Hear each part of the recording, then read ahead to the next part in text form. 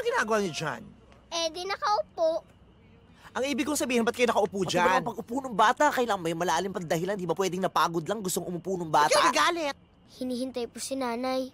Saan ba nagpunta si nanay? Kasama po yung asawa niya. Anong asawa? Wala namang asawa pa si nanay. Meron. Sinundo nga siya dito eh. Naku, baka nabudol-budol ang nanay.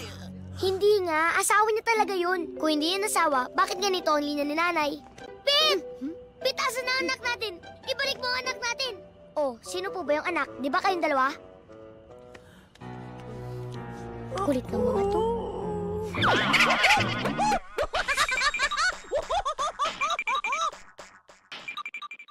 Panyeng, di ba sabi ko sa'yo, ayusin mo tong silya?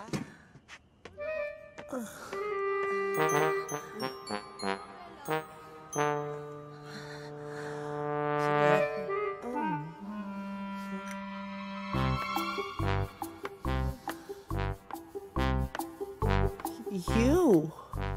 Wow.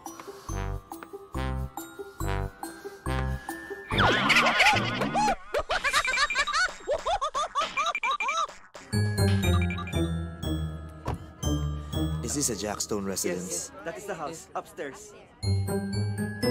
Kahuli pa niya, no? Your mom. Naku, anak. Ang lalaki ko. Ang gwapo-gwapo niya. Di ba? What the... Pops? Isa pa. Isa pa.